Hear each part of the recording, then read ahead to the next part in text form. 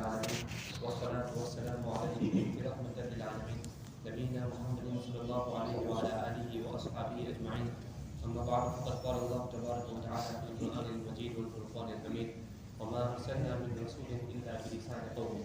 وقال النبي صلى الله عليه وسلم والفقر والخيلاء في أهل الخيل والإبل والفدائين أهل الوبر والسكينة في أهل الغنم رواه البخاري كما قال صلى الله عليه وسلم. Honorable Asatiza, respected ulama, dear Hufaz, elders and friends. Since time immemorial, we see and we observe that the lives of luminaries are often remembered. Some erect a statue in their name. Sometimes their lives are remembered by naming a town, a city, airport, or street after them. Others organize conferences wherein their different achievements and their different accolades are remembered. As time progresses, conferences go unattended. Statues are neglected and even vandalized. And the last person remembered on a street or in a town is a person for whom it was named. In the deen of Allah subhanahu wa ta'ala, we see and we observe that the lives of true luminaries are also remembered. The lives of those who are divinely appointed by Allah subhanahu wa ta'ala, the lives of Awliya alayhimus salam are remembered. Rather than erecting a statue in their name, or naming a town, city, or street after them,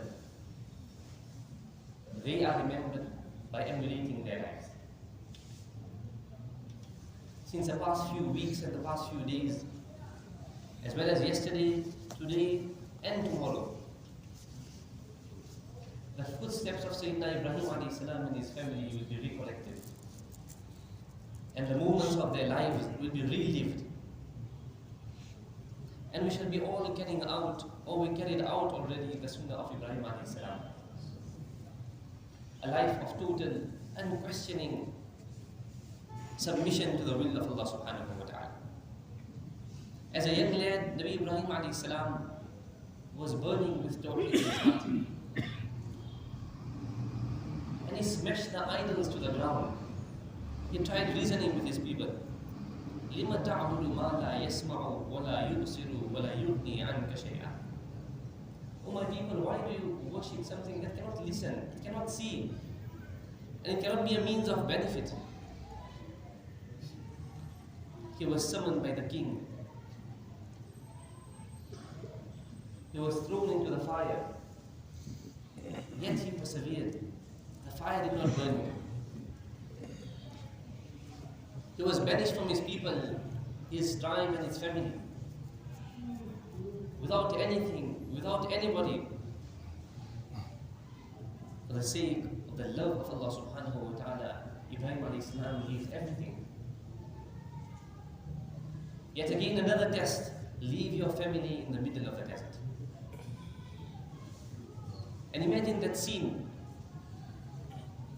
where Hajar and Ismail alayhimus salam are left in total wilderness with no means of survival. And the only means of support is now turning away and departing. Hajar alayhi salam asked Nabi Ibrahim alayhi salam, يا إبراهيم أين تذهب وتتركنا بهذا الوادي الذي ليس فيه أنيس ولا شيء. Oh Ibrahim, where are you going to? And leaving us without anything, in total wilderness. Ibrahim alayhi salam is quiet. The second time she poses the question, Ibrahim alayhi salam is quiet. She rephrases the question, Allahu alladhi amaraka bihada. Oh Ibrahim, has Allah commanded you to do so? And he nods his head in the affirmative. She understands and she says, إِذَنْ لَا يُذِيعَ. Then Allah Ta'ala is not going to forsake us.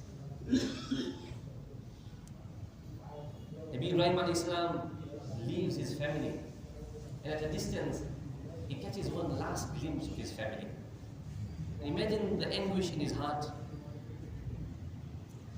where he doesn't know whether he will see his family again. tears in his eyes, he raises his hands. رَبَّنَا إِنِّي أَسْكَنْتُ مِنْ ذُرِّيَّتِي بِوَادٍ غَيْرِ ذِي زَرْعٍ. Oh Allah, I have left my family in total wilderness, with no means of survival except you. Oh Allah, look after them. Ismail alayhi salam is thirsty. Hajar alayhi salam starts running from Safa to Marwa, from Marwa to Safa, in search of some assistance, in search of somebody. And Allah subhanahu wa ta'ala talks about sabr in the Quran. وَبَشِّرِ الصَّابِرِينَ, and its merits. الَّذِينَ إِذَا أَصَابَتْهُمْ مُصِيبَةٌ قَالُوا إِنَّا لِلَّهِ وَإِنَّا إِلَيْهِ رَاجِعُونَ أُولَٰئِكَ عَلَيْهِمْ صَلَوَاتٌ مِّن رَّبِّهِمْ وَرَحْمَةٌ وَأُولَٰئِكَ هُمُ الْمُهْتَدُونَ. Allah ta'ala immediately follows it up with the significance of Safa and Marwa. إِنَّ الصَّفَا وَالْمَرْوَةَ مِنْ شَعَائِرِ اللَّهِ. What is the link between Sabr and Safa and Marwa? Ulama mentioned that was a lesson for humanity. The greatest of Sabr that was ever endured in the history of mankind was the Sabr of Hajar alayhi salam between Safa and Marwa. Allah loved her Sabr so much, He made it an act to be emulated till the day of Qiyamah. Yet again, the ultimate test of love and submission. فلما بلغ معه السعي قال يا بني إني أرى في المنام أني أذبحك فانظر ماذا ترى. When Ismail alayhi salam comes of age, and he is moving around, he is running and playing with his father, and the attachment between father and son is at its peak. The order comes to slaughter him. Oh my son, I saw in a dream that I am slaughtering you. What do you think about this dream? What tarbiyah was made of the children, elders and friends? He says, Ya abati fa'al ma tu'mar. Oh my father, carry out whatever you have been commanded to do. And if Allah wills, you will find me from those who have suffered. And imagine that scene unfolding in front of your eyes. When father is taking his son, not for a holiday or vacation, not to study abroad, but father is taking his son to slaughter him. And he sharpens that knife and he places the blade on the throat of his son. Allah Ta'ala sends down a ram, and the ram is slaughtered. Elders and friends, the story of Nabi Ibrahim alayhi salam is a love story. Love story of a lover who sacrificed everything for the sake of his beloved. ليتك تحلو والحياة مريرة وليتك ترضى والأنام رضاه وليت الذي بيني وبينك عامل وبيني وبين العالمين خراب. Oh my beloved, ليتك تحلو. I wish your life is sweet, even though my life turns bitter and sour. وليتك ترضى. How I wish that you remain happy with me, even though the entire world becomes unhappy with me. And how I wish my connection with you remains intact, even though I lose my connection with the entire world. It was a life full of tests and trials. Elders and friends, the test of Iman will change forms and shapes, but the test of Iman will never end. And as we progress to the end of times, these tests will become harsher and bolder. There are many amal prescribed in the Quran and Hadith to defend ourselves from fitnas and challenges.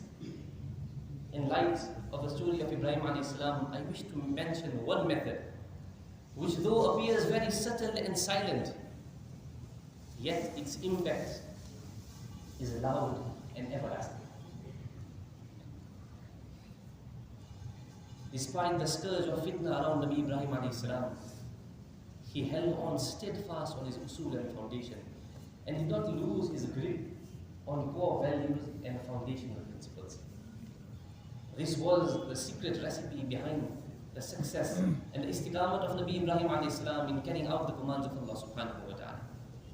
If we too hold on steadfast to our usul and our foundation, and do not lose our grip on core values, Allah Ta'ala will defend us, safeguard us from the tides of fitna that are going to come. and Allah Ta'ala will make us His pleasure. However, today it is seen that I am substituting my Islamic identity with a Western one, and I am consciously replacing my mother tongue with a Western language. Elders and friends, our native language is our lifeline support to our creed and identity. From the very onset, I wish to stress that the importance of the English language can never be underestimated. It has assumed the position of a global language, an international passport of communication that has united the East to the West and the South to the North. Not only in the secular world, but even in religious settings, the English language has been a medium of communication. Furthermore, elders and friends, in my personal capacity, one of the subjects that I teach is English. And I am an English teacher in a religious institute that shows the importance of the English language. It is imperative that we not only study the language, but we develop mastery over it. However, elders and friends, تعلم الإنجليزية فرض ومحبتها فرض. I impress the students and I tell them that to learn the English language is important, but to love it and to love its people and to give it preference over our own native language is totally unacceptable. Since the past few years, our attachment to our native language is losing elders and friends. Let us safeguard our native language. It is our creed and it is our identity. If you ask any Muslim today, is the West your enemy or are they your friends? And everybody will reply, they are our enemies. Why? Because Allah subhanahu wa ta'ala 1400 years ago pointed out that they are our enemy. وَلَن تَرْضَوْا عَنْكَ الْيَهُودُ وَلَن نَّصَارَى حَتَّى تَتَّبِعَ مِلَّتَهُمْ. Do not befriend the Yahud and the Nasara. لَا تَتَّخِذُوا عَدُوِّي وَعَدُوَّكُمْ أَوْلِيَاءَ تُلْقُونَ إِلَيْهِمْ بِالْمَوَدَّةِ هُمُ الْعَدُوُّ فَاحْذَرْهُمْ. O people of Iman, do not befriend my enemy, do not befriend your enemy. Stay away from them, beware of them. In every rak'ah of every salah of ours, we make dua to Allah subhanahu wa ta'ala. غَيْرِ الْمَغْضُوبِ عَلَيْهِمْ وَلَا الضَّالِّينَ. That, O Allah, save me from the path of the Yahud, upon whom your anger descended. Save me from the path of the Nasara, those who are deviated and astray. When Allah subhanahu wa ta'ala has highlighted them to be the enemy, then why should we take pride in their language and replace our mother tongue with theirs? Have we ever seen them speaking our language? Never, elders and friends. Then why should we give preference to their language? Rasulullah sallallahu alayhi wa sallam mentioned in a hadith, a riwayat of Bukhari Sharif, وَالْفَخْرُ وَالْخُيَلَاءُ فِي أَهْلِ الْخَيْلِ وَالْإِبِلِ وَالْفَدَّادِينَ أَهْلِ الْوَبَرِ وَالسَّكِينَةُ فِي أَهْلِ الْغَنَمِ. Nabi alayhi salam advised us to rear goats and sheep. Why? It will rub humility and humbleness into you. And he warned us from rearing horses and camels, for it will breed pride and vanity. If mere animals have such a dramatic effect on insan, then imagine a language that becomes part and parcel of my mind and my thinking process. Elders and friends, there is no doubt that the English language has successfully transformed this vast world into a global village.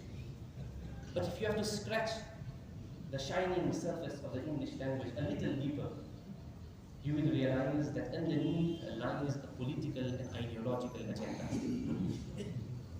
It is a tool of power and dominion, used to inject Western love and Western civilization into the minds of humanity, and to establish their superiority. Today I have developed an inferiority complex, and I view them and their lifestyle to be better than mine. By all means, I will try to emulate them.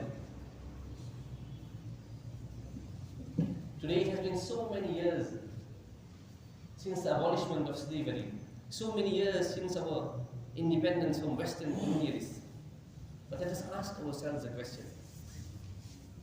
Did we truly gain freedom? Are we truly independent?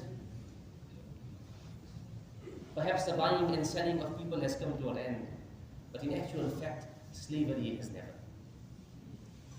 Today I am a slave of an ideological regime. When they have assumed the position of an idol, before whom I involuntarily submit and prostrate. Come back to the story of Ibrahim alayhi salam. You remember the time when he smashed those idols to the ground? Traveled to Makkah 1400 years ago. Do you remember the time when there were so many idols inside the house of Allah? Rasulullah sallallahu alayhi wa sallam did not immediately remove them. Why? Because before he could remove the idols from the house of Allah, he had to remove the idols from the hearts of his people. The call today is, let us remove the love of Western civilization from our heart. Only then can we truly love Allah and His Rasul. The paradox of our time is that instead of learning the English language, we start loving the English language.